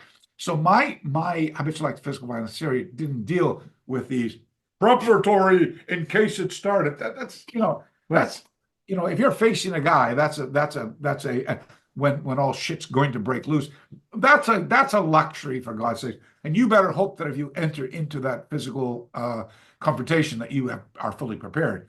I'm talking about stuff where you're not prepared. Right. Seize the whole of your struck. Now, let's see your jumping and spiel. Right. So anyway, I know you want to say something. Let me finish on this. Well, I want to say something about your book. So go ahead. Okay, sell the books. I'm a multi-millionaire. I've sold 7 copies already. Oops, sorry. No, go ahead. So I was going to say again, looking at these fighting drills that Motobu does and comparing them to what we're seeing in, let's quote unquote say, more modern karate, the prearranged fighting drills that we're seeing. There's a huge. Do you mean to say the 1-step, 2-step, and 3 steps, and along with the Kihon Waza that was invented by Konishi Yasuhiro and Otsuka Hironori back in the 20s, those ones that formed the foundation upon which later would be popularized by guys like Nakayama, Masatoshi, and so on. Right. Those ones. Oh yeah, sorry. Yep. So I'm saying when you look at what and I brought this up in Okinawa, and I raised the question. I said, okay, well, guys, and this is a Goju guy, a Shorin guy. I said, look at what Motobu was doing and how functional it is. I mean, and look at what he's teaching you. He's teaching you if you're blocking on the inside, right? You better watch that other hand because that other hand is coming right away. So you better check it. You better check that hand, right? You might hit the guy, but maybe your strike didn't hurt him enough, and now he follows up with another punch. And you got to be prepared to go right up and deal with that punch, right? And you see these types of things, and then you see the modern, one step. The guy steps in, right? Exactly. And there's zero reality there. And again, the sad part, sorry, the set where the guy so the guy does the block 1, right, 2, right, or 1, 2. So right. The funny part about this is the block has not changed at all. No, sorry. The uke means to receive, not the block. Right? But the reception, it hasn't changed. When the guy goes like this, that hasn't changed. Right. Change is the pretext. The context is the guy going. Right. And it's compliant. And even if the guy's totally aggressive, right, you already know what's happening ahead of time, right? Right. But the problem is that the application of the reception has been so far removed from its, I call it, incongruous. They don't match. Right. And the end result is you come up with this highly overly ritualized practice. Doesn't matter how great and athletically they perform that. That's another story. I'm just looking through some stuff because I want to bring up in the interview. Can I just show you something? Sure. Because it's kind of, so we're talking about Taira Shinken, right? Which is a project I'm working on right now. In 1994, I completed, it took me about 2 years, I completed the Japanese to English translation of Taira Shinken's 1964 Ryukyu Kobudo Taikan. The encyclopedia is not a good word for Taikan, compendium, if you will, okay. outline, like Daisetsu of Kobudo. And Akame Eisuke wrote a lovely forward for me, and I got a wonderful compilation of all kinds of things. Anyway, there were some problems when I submitted it to Tuttle because they put my bubishi out first, and then in between my bubishi, and by the time that work would be ultimately published, several things happened. Nagamine Shoshin Sensei approached me to translate his book outline of Tales of Okinawan Masters, right? To do this work here, right? Yeah. And so that took a couple years to do, and then of course by the time Tuttle got it, there was a new editor that came in, and I'm going to explain all this in the book. But anyway, the long story short is I'm doing that right now. But during that time, I drug up this. This is the 7-year anniversary program in preparation for Taira Shinken's the 7th anniversary of his passing. Okay. That was done, and it's kind of a collector's item, and so that's the page out of there. But you can see in it there was a pullout on the inside of a Taira Shinken. And there was but you can see that the photos are, they're not really, it's not really well done. And anyway, even though this is, it's kind of a collector's item today, right? So thanks to modern technology, I just finished doing this. And it just squeeze in an extra little blow of the horn, because you want to think about. Look at the lovely. Nice. Yeah, I mean, let me go this way here. Yeah. Look at everything. Beautiful color. Yeah. All the. I brought it back to. But here's the. Look at how nice. Nice. Look how nice that work has come out. Yeah. And look at these original. There's Funagoshi Gichin. Yeah. Up at Taira Shinken's dojo up in a beautiful hot springs resort in Guma Prefecture called Ikaho. Funagoshi teaching a weapons seminar. Right. Funagoshi teaching a weapons seminar. Right. And there's Mabuni Kenwa Right. at the Iko Dojo. And there, look at that. I mean, look how nice. Look how nice. And this is when they were all, and that's largely due to Mabuni's influence and Yamada Tatsuo's influence on using contact gear for their sparring. And look, here's the centerfold. Look at Right. that looks so much better. And I'm thinking to myself, this is the type of stuff that I'm really interested in getting back into the mainstream again, so that folks, and I've done this one just kept it in Japanese. Right. Of course, I'll do the translation for the book, but even the Japanese don't get a chance to read this type of stuff, Right. Because there was only a limited done. There was like 100 copies done for the celebration, and now we get a chance to look back at that, and it's very interesting. I'm so sorry. I'm just taking an extra period of time, but no, that's fine. a lot of people say, "Oh, McCarthy made that stuff up." Yeah, I have no permission. Well, not only that, this gives people a preview of stuff you're working on. Akamine Sensei gave me this. He brushed this for me to go in, and Akamine Sensei brushed these for me. I mean, that's when he was the president of the Federation. There's his forward. I cannot wait to get these things out there in the mainstream, irrespective of style. So what I was going to say was, and I mentioned this to Mario McKenna, and he agreed with me, which is, I think right now we're almost in a golden age of karate research. And again, I got to give you the credit for the guy that started it, right?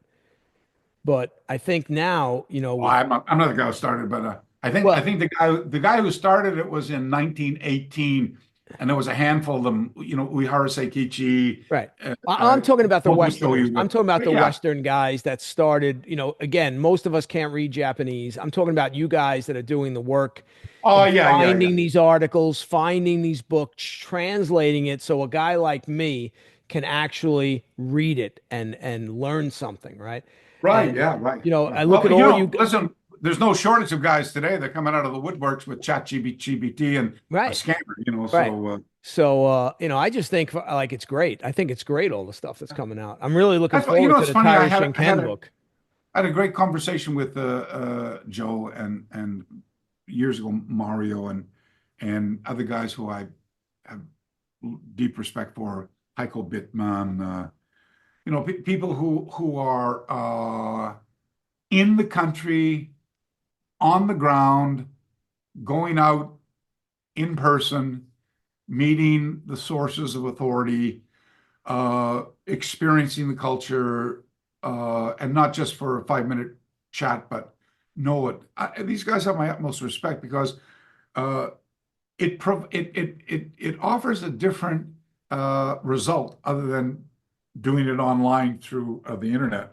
Right. And sometimes I get a kick out of folks who make deductions based upon the abstract and really don't know. If they had known this, then they would have said something else to everything. There's a great quote by Maya Angelou, who says something like, I did then what I knew, and when I knew more, I did better. And that's almost as interesting as Einstein's, who said, if we knew what we was doing, it wouldn't be called research. So everybody's entitled to make a mistake, and sure, why not? But the most important thing about mistakes is saying, hey, I made a mistake there. And because that's what I knew at the time. Now that I read this work or did that or went there or learned this or did this, I now can present you with this. Right. And so that's and as well as I do doing research that when you're young and you're hungry and you want to learn and you've kind of become a big fish in a little pond, you want to spread yourself out and learn more from other sources. You realize I don't want to go with a young master because that guy's got to try to prove all he can prove how great he is. I don't want to go with the old guy because he's already he's set in his ways. Right. I want to go with that guy who's still searching, who's still, and I used to make this, I can't say his name or I will be attacked for this, but there's a guy here in Okinawa who has my full respect, by the way, Goju stylist, who, his approach to Goju-ryu is way more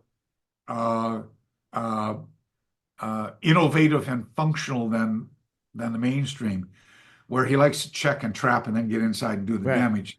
Wow, I like him. I'd love to see that mindset. Right.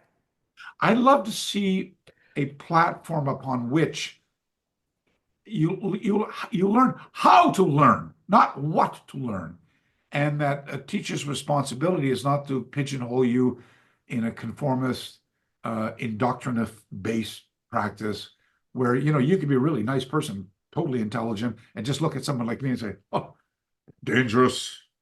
He's not towing the line. He's challenging the status quo. And challenging the status quo is what the nature of tradition represent. Well, that's what he said. That's what the pioneers say. They say, don't rest on your, don't hide the remains in a box and think that that's it. Continue to search out what the pioneers were trying to establish. That's why we talk about, sorry, and the last thing, my apologies. Okay. You can cut all this out. But one of the reasons why they think because, the kata is the one last thing, even though everything else has changed. The kata has not. And I go, what are you talking about? The kata's changed in the dojo. Right. The same guy. Right. I mean, look, and it's such a sensitive topic. But something that remove the two-person drill after it becomes functional, ritualize the application concept into a template, and then link it together with others. And there, you have created something greater than the sum total of its individual parts. That's what the kata is. Right. It's symphonic as a mechanism. And so because of this part of history from the mid-19th century until the early 1900s, you've got this period of time where people just went, wait, hang on. You mean you can dedicate your life to the fighting arts and become a master, and then in 1 second, a guy with a cigarette in his mouth who's never trained at all pulls out a K-frame 38 and shoots you and you're dead. Right. And I know they make that joke of Harrison Ford, Raiders of the Lost Ark. Right. It's funny, everybody laughs. But that everybody laughing is actually really under described, under talked about. Because, and then of course I've said in other interviews in the past where you see how the Japanese starting with the opium trade, and then of course leading into Formosa, and then Sakhalin with the Russians in 1895 for Formosa, and then Boxer's Rebellion in Peking and Beijing, and then of course 1904-05, and then taking classical arts and putting them back into the school system first through law enforcement with the kendo, and then of course Kano Judo, and there's the German guy von Belitz, and there's so much that where the Japanese finally went, hey, let's go back based on this German concept of calisthenics in the school system. And I mean, look what Itosu said in his October 1908 presentation to the Department of War, Minister of Education, and the Dandappon Butokai. Our victory today was gained on the playgrounds of Eton, which is what the Duke of Wellington said after the Battle of Waterloo. So this idea of putting ritualistic, templated practices that were not aimed at functionality, but more of cultivating and nurturing physical fitness and social conformity, became the new foundation from which grew the stuff that you and I grew up on. And that's that confusion. No. Okay, there, And that's why you got, but there's more to it than that, basically. I mean, you've got this conformist mentality that don't change anything, And you got, I mean, I know there's one guy over in Italy. I can't remember his name off the top of my head, but Banana, or anyway, there's this guy over there, Buffalo. His name is Mr. Buffalo, who's McCarthy's a fraud. He made that shit up. He doesn't know what he's talking about. But yet, everybody else and his brother. And I have that joke in my group. You remember back in the 90s, how from Howard High's cyber dojo, man, everybody, his brother was attacking me. It was like I thought somebody was giving out a prize. Oh, if he could walk on water, it's just because the bastard couldn't swim. I was getting everything. Right. And finally, here's my joke these days, is those guys who criticize me vehemently are now being congratulated for teaching what they criticized me for making up back in the day. And now I laugh. There's this kid in Canada. Oh, we're making up cross-training as a new thing we should be doing. What about the last 35 years of me teaching that? What happened to, it's like when you make a deduction, oh my God, that's a joint lock. Well, but everybody wants to reinvent the wheel. But that sad part right there, in my opinion, stifles the learning curve. Well, yeah. Because wouldn't you want to grab that and then build on top of that? Well, that's the other thing. The other thing is, like, when I was just there on Okinawa, I was also discussing the fact that I have no problem with karate as a sport. I'm for anything that makes you happy. God bless you. However, the issue I'm seeing on Okinawa is, where is it being done as a life protection art? Where is the original intent being demonstrated and worked on and brought forward? And the answer is, that's the aspect of it I'm not seeing enough of in Okinawa. And I find it funny that many of us in the West still favor that aspect over the sport aspect. Well, you have to go to there's they have what they call the Japanese Self-Defense Force here. Right. And those guys are doing some functional training there. Oh, 100%. A lot of that stuff, though, they use, there was a teacher, passed away now. Actually, it was my wife's teacher in university. His name was Gozo Shioda, Mr. Shioda Gozo. When Mike Tyson came to Japan, the only guy I ever wanted to meet was Shioda Gozo Sensei, and he had a group called Yoshinkan. They were Aikido students. But he used to run the police dojo in Tokyo, and they got some pretty great stuff, But so and the Riot Squad, and these guys are doing it now. Now they've taken on BJJ as well, and catch wrestling, and so they're pretty functional now. Karate's the last thing they look at, And I told you baseball's more popular here. Soccer, right, rugby than karate is, type of thing, and. So you look at it's interesting. During the years that I was delivering the college-based instructor's diploma program, I helped try to quantify what karate was and what it was not, and we arrived at 5 things. Certainly, karate is an art, and lifestyle. It can be, as it is for you and I, a lifestyle, and which embraces all of those holistic, philosophical, spiritual elements that the culture has handed on to us.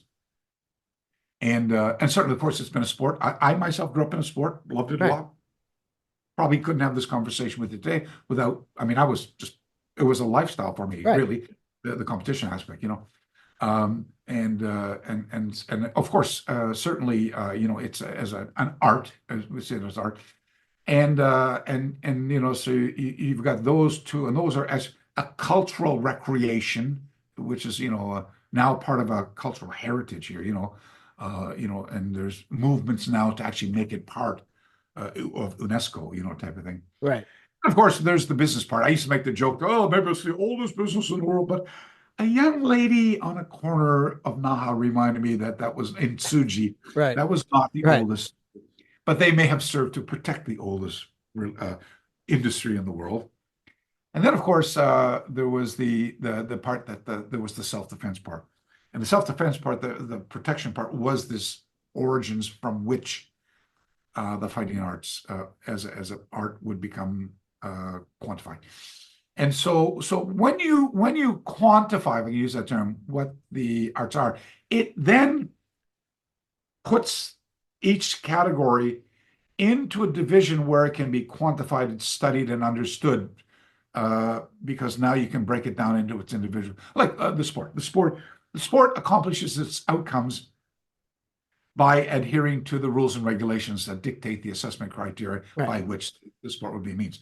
And the business, of course, there's a structure to business, and it's timeless as well.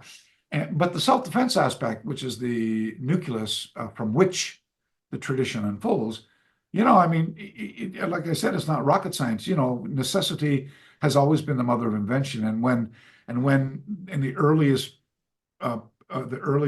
dawn of mankind, where individuals started grouping together into little communities or tribes or however you want to call it, the security against wild beasts, the elements, neighboring tribes, became important.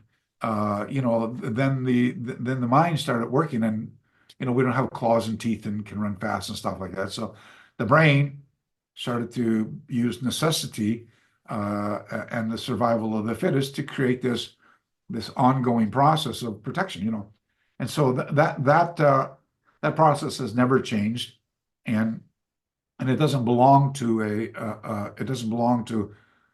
ethnicity. It belongs to the human condition, and that's why I say leaning towards science, just to help understand us. And then, of course, you can learn more about culture, and so the loyalty, in my opinion, shouldn't be placed, so much on the person who did great things for you. But that's what a teacher's responsibility is. Isn't it? A teacher's responsibility, it's an unwritten code, is to take care of the learners so that they are able to become independent on themselves. I mean, that's the whole instruction, right? And so I mean, it's nice to congratulate. Thanks for, I don't imagine people graduating with a degree in whatever it is they study, come back 20 years later, although I'm sure there's students who or learners. I like the word learner over student, because the hierarchical situation there. It's that's just a nice thing to do. Hey, thanks, Professor Joe, for thanks. You were really something thanks for special. putting me on the path. Right. Yeah, but the pathway was, but I'll die for him, and hence the virtues, the values, and the principles, everything, And so, but anyway, I like to use this with my guys, is you're not being subservient to me, but if you're going to allow yourself to progress, become subservient to the process instead. Let the process work its way out, and through this this shuhari. And look, that's just a Japanese term that describes the obvious and goes on in every culture. But this idea of learning from tradition and breaking the chains of it and transcending it, and that goes on with every level. I mean, I climb up to the next level, look around, and go, oh my God, it starts all over again. What did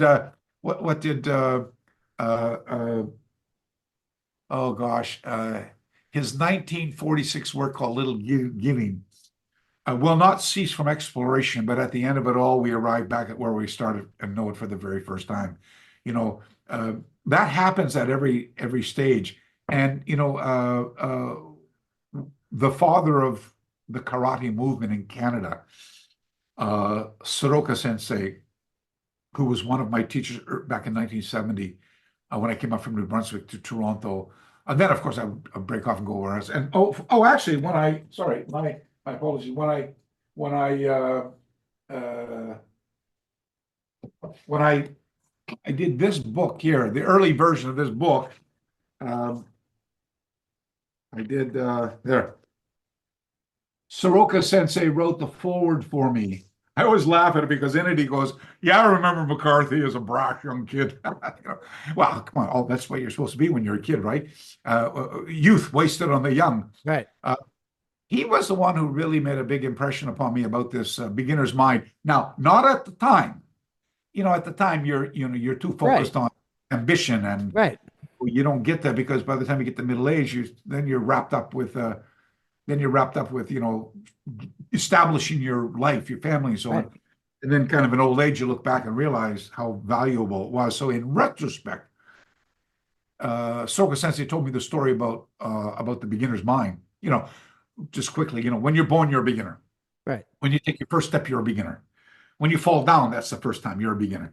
When you go to school, your first kiss, your first love, your first breakup, your first whatever, they're always first. So really across the spectrum, womb to the tomb, the spectrum of your life, if you keep that mindset, it's a very healthy and a very positive way of looking at things. Even if it's the first time you're with an asshole or an idiot, you go, I know what I learned not to be like that. Right. I mean, right. And so that's an important thing. And it's one thing I try to instill in folks who fall within my field of influence is two things. Is number one, never stop learning. And the faster I can graduate you and get you out on your own, the better off we'll be. And, I use that Menkyo system, okay, you've learned, the way I template all my stuff, right? So here's a particular drill. It might take you 2 years to learn it. Right. But here are all the joint manipulations, limb entanglements, and digging into the cavities of the body unprotected by the skeletal structure. Now, here's your Menkyo. I can't teach you any more about that. Blood and air deprivation. Here's the ways with choke you and strangle you. Here's your 36 ways to do it. 10 from the front, 10 from 12 from the back, 12 on the ground, escapes and counters. Here's your Menkyo. And when I teach you that and ground, escapes and counters and impact and reception, now you got the Menkyo Kaiden. Menkyo Kaiden, I can't teach you anymore, go off. And I hope during the time you're also learning from everybody who can teach you something. Right. It's funny when you teach when you teach like that, nobody wants to leave. And unless the guys who come into your group who already know everything anyway. Right. You wonder why they came into the group in the first place, And in that regard, that's what, I just posted this thing yesterday. I was giving out some awards, we call it kancha, means gratitude. Right. I'm paying gratitude to the people who supported this concept. We've been doing it 36 years now. I have guys with us who are still the original group. Right. So, I've getting out 35 years and we got this. Yesterday, I was giving out awards to guys who were with us for 25 years. And it dawned upon me. I said, me, I'm the type of guy, I'm so passionate about what we do. And I'd had to, with the cancer thing, and I gained a bunch of weight again. And just now I'm clean. I'm going back and, I'm back on the straight and narrow, so to speak. And this year I got a big year up in front of me. And I thought, I want to say thank you to those people once again. And not just the people who've been with us for more than 30 years or 20 years, Right. And who are in the hundreds, by the way, Right. But I want to say even thanks to the detractors. In some abstract or obscure ways, they really helped me. We had this going. They are actually so important. Sometimes companies got to pay money. So wait a second. So wait a second. I read a book years ago written by one of the founders of Apple. And one of the founders of Apple. Yeah, Apple. Yeah. Okay. And his premise was you cannot be successful if you don't have an enemy. Right. And their enemy in the beginning was IBM. Right. He said, so we're this little startup, worthless, useless, right? But who do we take on? We take on IBM. And again, you talk about this, but the thing is these are the things that make us who we are. If the path was just easy and there were no stumbling blocks in the path, if there were no people in the path questioning us or knocking us or saying negative things about us, we wouldn't be able to rise above that and get to the point where we're striving to be. And I think that's the thing that, and I taught my kids this. When my kids would have something bad happen, I'd say to them, listen, all experience is good experience, even the bad ones, because the bad ones teach you things. Always remember that. You learn as much from the bad ones as you learn from the good ones. And they say something about age, is the ability to look back. When I was in high school, a dumb jock like me, my whole life surrounded collegiate wrestling, gymnastics, and football, And I have to, because I'm in Japan, I have to say gridiron, which is American. Right. Because when I say football here, they think I'm talking Like about soccer. Right. And I had this coach in high school. He used to call me Mac. He said, Mac, I always wanted to be a running back. I had, my hands were like flypaper, man. I could ball hit my hand. I could never let go of it. Anyway, I wasn't. I wound up being a defensive tackle instead. But anyway, he said to me, he goes, Mac, if you're going to carry the ball, you're going to get tackled. Never forget that. I thought he was talking about football, catching a ball, and they're going to run me down. No. I would later, because I despite how I look today, grade 9, year 9 high school, our Sir Wilfrid Laurier Collegiate Institute, Gilbert Village, Scarborough, Ontario, we won the All Ontario Junior and Senior Gymnastics Championship. The next year, we also won the Junior and Senior Football Championships, of which I was on the team. So my part was probably nothing important, but I got the leather jacket with the leather on. I got the little tiny trophies, I used to wonder why the heck were my classmates treating me differently, Now I know, I know, and when I went to Australia, I experienced something called the tall poppy syndrome. I'd never heard of it before. And they said, well, you remember the stories in Flanders Field, the poppies grow row by row, blah, blah, blah. And if one poppy grows higher than the other, the wind blows it down, And I went, oh, that's what maybe Richard Kim said when he said that the tallest trees provoke the pride of winds, And he said, no, nothing so glorious. He says, you can't be different from anybody else. You got to be the same as your pals. Right. And so it's your pals wanted to bring you back down to earth again. Hey, you may have won, but you're nothing special. Get the hell back down here again. Right. And but when you talk about that in personal rivalry, they talk karate is they say it's this group conformity. Everybody's supposed to be the same, right? But as soon as one person pops their head up a little bit, that's where that's where this whole thing. Right. And I thought, surely to God, being a researcher does not put you in the department. He goes, oh, no, that's not it at all. It's thinking that you're better than everybody. I went, I've never thought that. Right. But when you get fixed, in early days when I remember at one time, I was learning, informally, learning Wing Chun under a guy named Frankie Cito from Niagara Falls when I was in Kona. We were doing five animal Shaolin, five animal, kind of a Hungar derivative from the Chong family in Toronto. I was sneaking into Hong Luk. I was going over to the Jingmo Association on 14 Hagam Street upstairs. I was training with Liu Shang, Royal Penjak Salat, Pukala, and Kajibi Silat in Toronto because I was chasing a girl. I was doing all these things all at one time. But I wasn't telling everybody when I went to the dojo that that's what I was doing. Right. Because that was a no-no in those days. Right. Nowadays, it's like, you're not doing anything else? Like, what's wrong? It's like, so how things have changed around. Right. But so if you look back and you say, look at nobody, whenever you think you've learned enough, that's, when you got to kill yourself, because it's like the Buddha, when you meet the Buddha, kill him on the pathway. There's no end to learning. I love the Kyudo Mugen, you're on the pathway, because not everybody learns the same thing the same way to achieve the same outcome. That's one of my quote template expressions, because look, here he is, a 25 years old super alpha athlete male. Oh, look, there he is, a 45-year-old husband, father of 4, stressed out, drinking at night, smoking. Oh, wait. Here he is at 75 years old with the back and the leg, and karate, my hips are good. Yeah, no problem, please. But those attacks that grab you, they're going to be the same. Principles are the same. So, and that's such a big thing.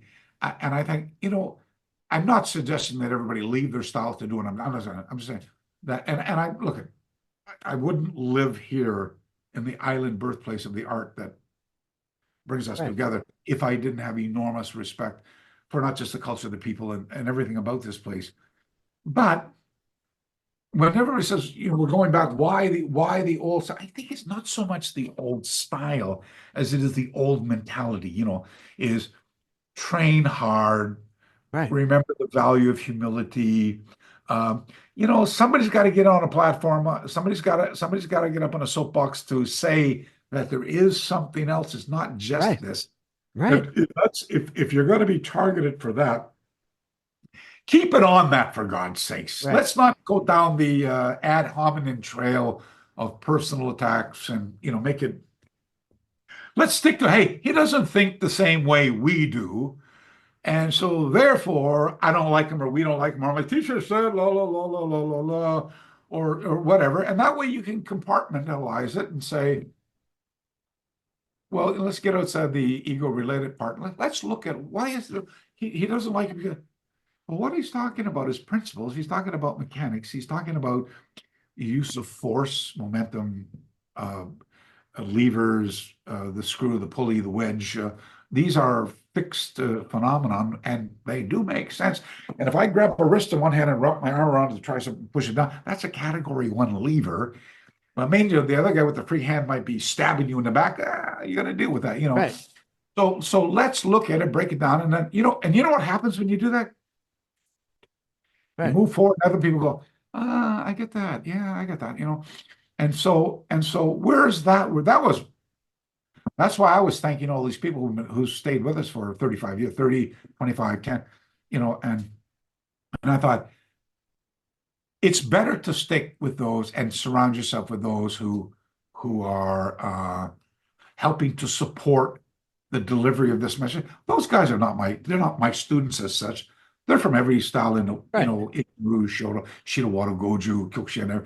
I get guys from others, guys catch wrestlers, Jikudo, Salat people, and not so much because of, obviously not for the karate purpose, but the same thing that turns their crank is the nucleus of what I'm talking about. Templated based learning. Right. Timeless applications. If you have the luxury of facing a guy, I'm saying get the hell out of Dodge as fast as you can. Right. And don't engage at all. Hey, start without me. But when you get grabbed from behind and you get to turn around, you can't run away. It's not a luxury. Right. You got to do something right away. And unless you've done it 350,000 times, that's just great. So you get caught. Okay, you got to go with that. Hence the idea, when you do shimewaza, learning how to get struck under control, so that's helping you learn how to take blows, Right. And when we do what we call kaki damashi. The term I use for engagement by crossing the hands is called ri-ai tegumi. Don't get me started on that, but it's the same thing. It's crossing, starting out with shoving and dealing with striking and clinch, stand up on the ground. But if I was talking to, say, somebody from catch wrestling or just a Western Greco-Roman guy, or if I was talking to a boxer or a kickboxer or BJJ guy, they just say, yeah, so what? That's what we all do. Right. But when I talk to karate people about it, because the mindset is so kumite, they don't get it, and it's the same as like swordsmanship, and no disrespect to our tradition, we both come from the same style, the root. But I was saying, like what's on the other side of the Iai Jitsu? I just love it. I mean, there's nothing that turns my crank more than Katoshin Toru Iai Jitsu. It's like the all be all of everything. Right. But I'd like to say, how about on the other hand, what's the other guy doing? And right. So when I started experimenting out, that led me to Western swordsmanship, the Hema people. And then when I found out that they were saying, you attack this way, you do this, I'm going to do that, and now I receive it this way. Now, and all of a sudden, I started applying that, from a bastard sword, hand and a half, sword to my bokto, and my boken. And I started going, oh my God, look at the similarities. And I arrived at this, geez, I guess when you're on a battlefield, not that there was too many swords on the battlefield anyway. You know the story. Right. That's all hype. Most of it was arrows being shot, catapults, fire, oil, arrows, spears, horsemanship, and finally, I thought it was something like 7% of all battles were actually sword to sword type of thing. Right. And which were all blown out of proportion for movies but when you think about that, I mean, you're not out there. It's not like a rapier. You're back and forth. I mean, these guys are right. So how do I replicate that, deal with something to get them back and forth? And, oh, look at this. Presto, 4 months later, we have the basic foundation for dueling with each other. And now then I changed from using wooden bokken. I used to go to Paul Chen's. He makes swords, Right. and we ordered them through China. And I'd ordered just really the cheapest of all Japanese swords. They were like $100 at the $80 at the time, and then what I do is I grind off the edge so you didn't cut your head off, and I dull the point. And we started doing the bokken style training with live blades, not sharp. Right. And man, geez, the sparks were flying. Then we dress up into the yoroi, and all of a sudden, oh my God! And I said, wait, and then I started using, because in Katoshi and Daru, after you learn the basic, then you learn ryoto, right. Learn the kodachi and the sword. And then I just used the kodachi alone. I went, oh my God, this is around the same size as a sai. Right. And I remember that the keisatsu, the police who were policing the samurai, they used jutte, which kind of a half of a sai. So I started experimenting with the sai. Right. And oh my God, what happened when all hell broke loose? The sai became this remarkably dangerous weapon, where I was engaging against the sword and going, I'm winning. And I went, oh my God. And so anyway, but you can't, it's very difficult to explain that to somebody who's A, never done it, or B, worse than never done it, is there, I do Iaido. And once again, it's the same in karate. It's the guy that only does kick punch. Yeah. So, but what it does is it opens up for those who have a mind that's open, and that's saying a lot. But there's just no going. Once that mind's open, it's never closing ever again. So I want to bring it back to this before we finish. I forgot we were talking about that, right? Sorry. I'm just bringing this up again. Have we actually talked about the? I'm so sorry. We talked about it enough. And again, it's not so much as talking about it. It's filled with great stuff. AI's allowed me to colorize and enhance all the photographs. Let me see, what else can I say? There's like 70 or 80 new pages of new stuff. The meeting of the masters, and even though there was a little bit on Motobu Naoki Sensei's beautiful, please go to his website, and especially if you read Japanese, it's great. I don't think it was widespread. I don't think many people knew about it. So there's the Motobu stuff. But there's the Choki, there's the Miyagi Chosen stuff, which has never been published before. That's there. And by the way, there's the 1935. I think I got eight or nine pieces out of Ryukyu Shimpo of Higona Sensei, who wrote. Wow, this is mind-blowing stuff. What he wrote about in 1935 about how karate conditions the body, cultivates the mind, nurtures the spirit. It's a cultural recreation. It's catching on now. I hope it goes places. Oh, and I realized, I had a German friend of mine some years ago. I want to say, just to give him a little shout, by the way. I don't know if I actually have his work here. His name is Henning, by the way, and he did a work. I can't find it. Sorry, he sent me a copy of it a few years ago. He also, but he made a book into it of Higona's work. German researcher, Shotokan background. Look his work up, especially if you want to contrast it with what I've done. But I've kept it in its article format directly from the Ryukyu Shimpo. It is. So we're talking Conro Higiona. No. Higona. No, his last name is Higona, Higashiona, and his first name, which is asked backwards the way we do Western, is Kametsuke. Okay. Kamesuka. Kametsuke. And he was one of the guys. He trained with Motobu, by the way. He went to Hawaii. He's one of those early guys. Went to Hawaii, and he's connected to Mutsu Mizuho and these guys back in the day, and very, very, very important researcher. Not, I think, unless you're a researcher, you probably wouldn't know much about him. But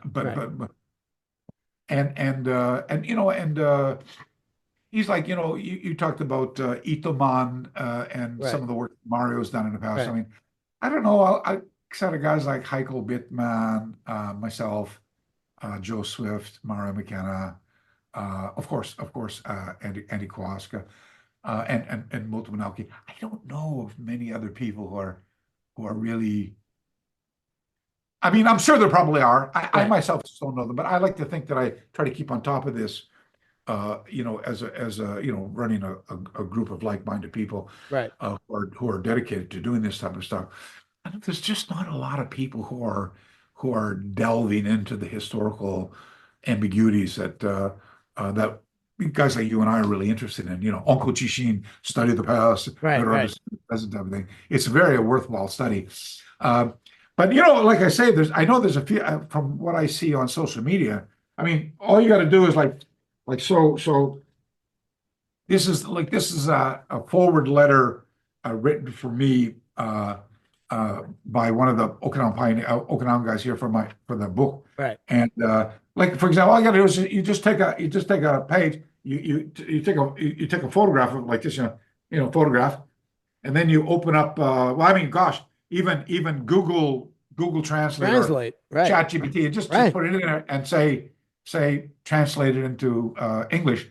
I mean, this is not in the old days. Some of the first stuff was, Deep L and stuff like that. Right. I mean, today they're pretty good, And I see guys all over. There's another guy there in Germany does it, and then boom, they press it, and then tomorrow they got a new article. And Right. geez, I got a whole trunk full of stuff from. I hope it sees the light of day. There's so much of it. Well, so do I. Sorry. Listen, so I want to thank you again for taking such good care of me when I visited you on Okinawa. When are you coming back? I don't know yet. I mean, I'm just, seeing. Let's turn the interview around for a second. What was the top 3 things that you loved about being here? Well, number one, I always have to say visiting with my sensei, Kichiro Shimabuku. I mean, I got to spend time What with a him. remarkable man he is. I was so happy I got to introduce you to I know him. this, but I'd heard so much. I'd always heard, when Tatsuo died, Angiusa was the guy, Right. And then I heard, since I've been back now, it's Right. he's the guy, Right. And I always heard from, Kichiro he's not really a karate guy. Right. He's a businessman. He never really practiced. And then when oh my God. Right. And I mean, I didn't hear he's a bad human being or anything like that. Right. I just wrote it off. I never thought much about it. Oh my God. Well, how about when we walk? He's got a leg. Right. He's still Training. He's so good. Yeah. And he's so knowledgeable. And you were there when he said to me, what? I trained with my dad all my life. Right. Oh, you mean when the Americans came and I wasn't there? Yeah, sorry. I was at Tokyo University pursuing a degree in economics. Right. And when I came back, they were gone, Right. And by the way, they were only here for a year tour of duties, 9 months. Well, how about when we walk in the house? What's the first thing there? It's a photo of his father and his gi. A huge photo, a huge portrait of his father and the gi. Right. Oh yeah, no, but then his the ancestors, yeah. They came from wealth and position. Yeah. They were like ancient class, and they were like people of aristocrats. I mean, where did all this come from? That he was like a nobody and type of thing, And Mike, you're so lucky. I mean, he's perfect English. I mean, I know, Mr. Holcomb is one of my dear friends here, right? And he speaks. His English is fluent, but he's got the thick. I love you, Sensei. Right. The thickest accent in the world. Right. Kichiro Shimabuku is perfect, just like talking like this. Yeah. And he's so mild mannered, Yeah. and he never got worked up on anything. No. And he would, he took us out a bunch of times. He wouldn't let us pay for anything. Right. I'm telling you, man. So obviously that was great, and then obviously getting to hang out with you was great, and then all the guys I met while I was there. Whether it be Dan Antonson, James Pankowitz, Josh Simmers, Scott Mertz, traveling around sightseeing. It's too bad we couldn't get you over to see Ron and Akemi Nix as well. That'll be next time. Yeah, next time we'll have to do that. They're beautiful people and our dear friends as well. So I appreciate you doing this again. I wanted to promote the book. Again, I think this work is important. How about a shout out to? I took you over to meet Christian Flavion. Oh yeah, my French friend. And he's got a wonderful, it's all in French, of course, Right. a wonderful historical-based website. He's doing work as well Right. for the future. Would be in French, but He's writing a book on Isshinryu in French. Oh my God, he's Yeah. so knowledgeable, and he's helping Master Shimabuku on Okinawa. So yeah, it was a great trip. I mean, I loved it. I had a great time. Still processing it, but it was great. Oh, you're back home now, enjoying the heat of Arizona. For now, until I go to freezing New York next week. Oh my gosh, I was going to say one thing. Actually, when this is being viewed, I'll be in New York teaching. So while this drops next week. Remember the last time I remember a seminar for you in Queens at your dojo. We went in the morning, it was quite chilly. We couldn't get out at night. The snowbank was so big against the door, right? Bad. So, all right, Sensei. So I appreciate you coming lovely on. talking to you, Michael. All right. Thanks. Take care. Bye-bye. So hope you enjoyed that interview with Patrick McCarthy. I always have fun talking to him. Again, enjoyed hanging out with him and seeing him in Okinawa. Took great care of me while I was there. Really appreciate everything he did. Again, don't forget all these different books. Okay, we have the Choki Motobu book, which we talked about. Obviously, the book, Bibishi, Bible of Karate, one of the best-selling martial arts books of all times. We have Tales of Okinawans' Great Masters, the Nagamine Sensei book that McCarthy Sensei translated. We have Legend of the Fist, okay, another great book. I mean, obviously, Classical Kata of Okinawan Karate, which I believe he's talking about possibly updating. Ancient Okinawan Martial Arts, Volume 1, which he's in the process of updating, okay. Here's Volume 2, all right, and we have another recent revised edition of Funakoshi Tanpenshu, okay. So all these books, highly recommend. One of the subscribers commented he's got to stop watching the interviews because he's buying books every time he watches one.